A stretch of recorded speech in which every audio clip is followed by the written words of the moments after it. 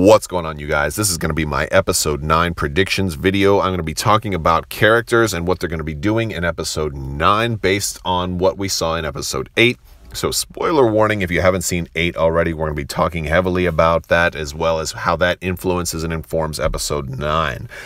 So I do think episode 9 is going to take place several years in the future while they are doing some rebuilding, because as we know, there's a lot of rebuilding that needs to take place. I do want to talk about Leia. So Leia will probably be killed in the opening crawl. I imagine that she will be referenced right there, right at the beginning. As we know that Carrie Fisher is no longer with us, so they can't really use her in episode 9, although she was originally supposed to have a very, very large role in that rebuilding and being the beacon for the future.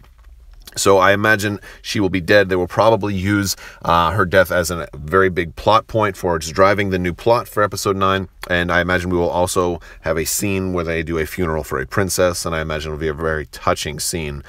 So I expect that to be part of the movie. Poe. I think Poe's going to actually have a huge part in the movie, and I think his arc in 8 definitely informs that. He's been groomed for leadership. Leia even says, you know, follow him, don't follow me.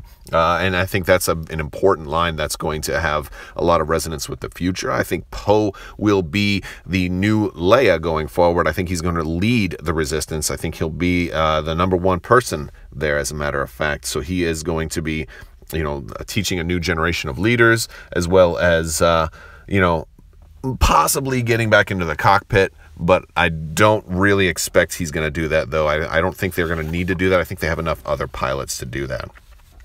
Lieutenant Connix. This is Billy Lord's character. This is Carrie Fisher's daughter. She was in episode 7, and she had a larger role in episode 8. And I think it's very, very fortunate that they did that, because I think this gives her the opportunity to really flourish in episode 9. I think she's going to have a much more significant role than she did in episode 8, and I think that's going to be widely received by everyone. She's an important person. She's an important character to the story, but only mildly so in episode 8. I think she's going to be very, very important in episode 9.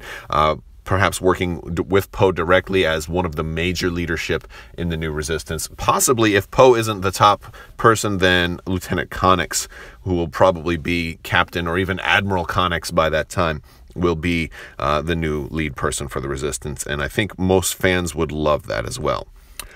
Rey. So we've got to talk about Rey. Rey is obviously going to be taking the the mantle of the Last Jedi now. So Rey will be out there looking for new recruits. I imagine Rey will eventually start a new Jedi Academy, although that would probably not actually take place until closer to the end of the film, because that's kind of a good place for it all to end.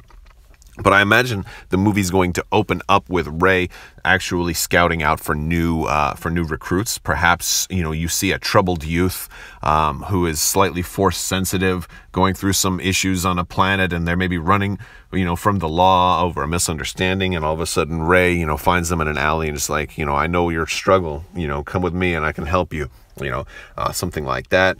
I just imagine almost like a subplot, and she's doing some cool, maybe she's learned some new tricks. I also imagine Rey will have trained a little bit, maybe not trained is the right word, but learned from Leia a little bit during the previous years, during the rebuilding, because, you know, we do know that Leia used the Force, and she'll be able to help Rey, not necessarily in Jedi training, but just, I think, in character development and a little bit of knowledge of the Force, and that Leia probably had a unique perspective on that.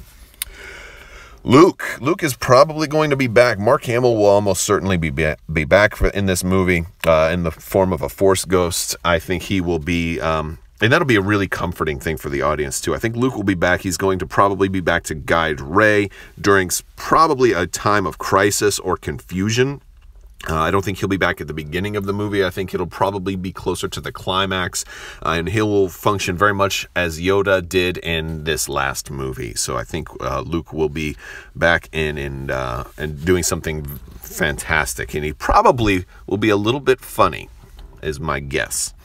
I think we're going to see other pilots too, like Snap Wexley and Jess Pava. I think Snap specifically because he's J.J. Abrams' buddy. And he can probably take the place of the new hotshot ace, and he's set up for it perfectly. So, you know, and he was also trained by Wedge Antilles himself. So You know, Snap Wexley's a perfect character to come in, and if you need somebody to be the new, you know, poster child for the Resistance, you know, an ace flyboy, Snap Wexley would probably be a good option for that. Let's jump over to the villain side for a little bit. Let's talk about Kylo Ren. There's a lot we need to talk about with this guy. He's now Supreme Leader Ren, right? He'll be building a thriving First Order. He'll, you know, sitting on this, I don't know if he'll have a throne or he'll have probably something. I imagine he may end up having like a chamber similar to Darth Vader's, or maybe something else altogether. But one thing is, I expect him to be in a state of torment. He will be like this tormented leader, like this troubled king type of person. I imagine he'll be on the verge of madness. So I imagine also towards the beginning of the movie, news of his mother's death will reach him, and it will cause a deep emotional reaction, causing him to take some type of action, which will effectively begin the primary story arc. So maybe it drives him, you know, pushes him over the edge of madness and causes him to launch a full-scale assault on a whole bunch of peaceful worlds, like for no reason. And even Hux is like, what the hell are you doing? Speaking of Hux, let's jump right into Hux. Hux still hates Ren, probably even more so now since he's just been pushed over the edge of madness, but Hux is kind of powerless. So I imagine Hux is going to begin to feel a little bit defeated. If he's not plotting to defeat Kylo Ren, he'll have a hard time because, you know, the Force and being completely outclassed. It actually wouldn't surprise me if Hux actually ended up being turned towards the light, or not necessarily the light side of the Force, but towards the side of good. If there's a redemption arc, you know, and I originally thought Kylo Ren was going to be redeemed, although it does seem he's kind of pushed a little bit too far. Wouldn't surprise me if they took it for a little twist and Hux is the one to be redeemed and jump ship and join the Resistance. And one of the reasons I say that too is that, you know, Kylo Ren had a choice. You know, he was, you know, Rey kind of pulled him halfway back, and then he chose to take the seat of power once Snoke was no longer in it. But Hux hasn't really ever had that choice, because from childhood he was kind of thrust into this, and this is kind of explained more in the books. But, you know, he had a father who effectively hated him, and he was taken, you know, to the First Order as a child, and was never really given a childhood, and it's kind of a sad story. So there's a chance that maybe the audience might sympathize with that if it's written well enough, and if you're given the chance to, you know, feel sympathy for this man who was never really a little boy, you know, who never had the childhood arc that, you know, most of us have. So there's a possibility there, but I'm not putting all my money on that one. I think that would just be a kind of an interesting twist, and it would also allow him to betray Kylo Ren, and could help give the you know, the Resistance an edge. Now, there's some unknowns. There's certain characters that it's harder to place exactly what they'll be doing in Episode 9. Finn is one of those characters, because especially in Episode 8, it seemed like he's just kind of I felt like they downgraded Finn from Episode 7 to Episode 8. Like he was a potential Jedi, you thought, you know, from all the previews and everything, and then he just went to, oh, we need somebody to go run an errand. And then so he was just, you know, he got downgraded to errand boy in a way. And granted, his arc had, you know, important things and important repercussions, but I would like to see Finn helping Rey with the Jedi Academy. I would like to see Finn get some actual Force training or some Jedi training, and even if he's not Force sensitive, he can still use a lightsaber. So if he doesn't get a lightsaber, maybe he gets something similar to that.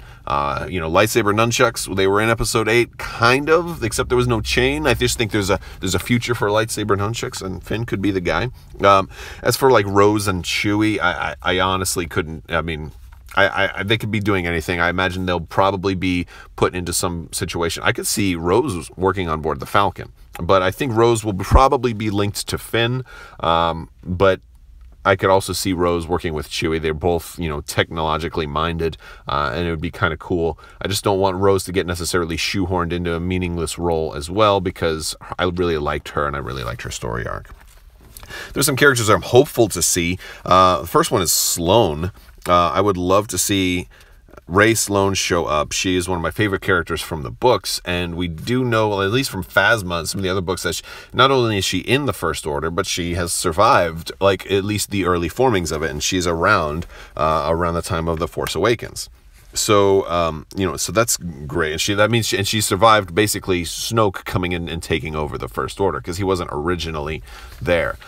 So she's still around. And we also know that she kind of outranks Hux, at least at one point. So she could potentially just be on board the Eclipse, which we don't see. We don't even know if it's around during the time of The Last Jedi, but she could be doing something totally different, you know, overseeing the majority of their fleet, which would be a good place for her. Also, old classics like Lando Calrissian. I was really disappointed that Lando wasn't in The Last Jedi. Maybe they just didn't want to, you know, make it too much like Empire by introducing Lando in the second movie. Wedge would be another one. You know, Dennis Lawson has been, you know, he came back to Star Wars Celebration. He's become more friendly with Lucasfilm. Maybe that's a way for them to try to get him back to come on screen. You know, I would love that. Or even, you know, some other characters like, you know, Hayden Christensen doing the Ghost of Anakin.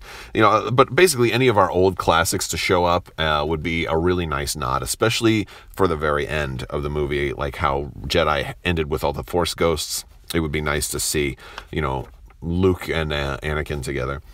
I also expect to see a whole bunch of new ships. So since, you know, there's a lot of rebuilding, we're probably going to see the entirety of the First Order's fleet, because we're going to have a massive space battle, which I really, really, really want. But the Resistance is going to have to build a whole new fleet, too. They've lost pretty much everything. You know, Episode 8 ends, the entire Resistance is on board the Millennium Falcon. So we're going to need a whole lot of new ships. I would hope that, you know, that we get ships from all different alien races too, so we're able to get a ton of stuff, and hopefully some new ships. I would love to see, you know, a ship named like the Akbar or the Leia, you know, in honor of, you know, Resistance heroes. Maybe a new type of fighter, a Skywalker class fighter, something like that. That sort of thing could be cool, especially if the legend of Luke Skywalker continues to spread.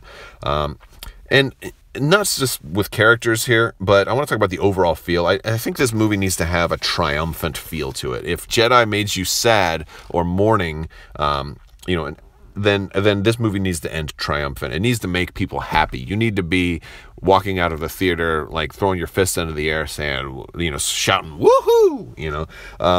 And I could see maybe one way to do that was ending with Rey training, you know, a whole new Jedi at the Jedi Academy. And it'd also be a good stopping point for the saga films. It would open the door for some of these characters to go forward. Like if they want to progress in the timeline and go into the future instead of just doing like backstories, it would allow them to go in the future without it necessarily being tied to the Skywalker family tree. Because now you've got, you know, a new class of Jedi that weren't trained directly by Luke Skywalker, but that they know who he is. So he's always going to be a person in the Star Wars universe. It's always going to be an important name, but he doesn't have to be directly tied into everything that happens in the future. Jedi Academy, rather, being started up by Rey would totally do that. They could call it J Academy, right? No, I don't know what they could call it. Probably just a Jedi Academy. But I think that would be great. But I'd like to hear what you guys think. These are my predictions for Episode 9. If you like this video, give it a thumbs up. Let me know in the comments below what you think. You know, if you disagree with any of this stuff, or do you think they're gonna, you know, pull a really bad maneuver and say that somebody like Phasma actually survived and then she'll be in the movie? I mean, or anything like that. I don't think DJ needs to be in the movie either. I think he served his purpose. He was like a one and done, hopefully. You know, pulling, and same thing with Maz Kanata. I don't think she needs to be in the movie either. I just don't see any real reason to bring her back. But I don't know, you guys, if you feel differently, let me know in the comments below, guys. Make sure you, if you're not already, please subscribe and click the little bell for alerts so you can be notified when I upload new stuff or when I announce giveaway winners and when I have new contests. This stuff is happening all the time. So thank you guys so much for watching. Have a great day.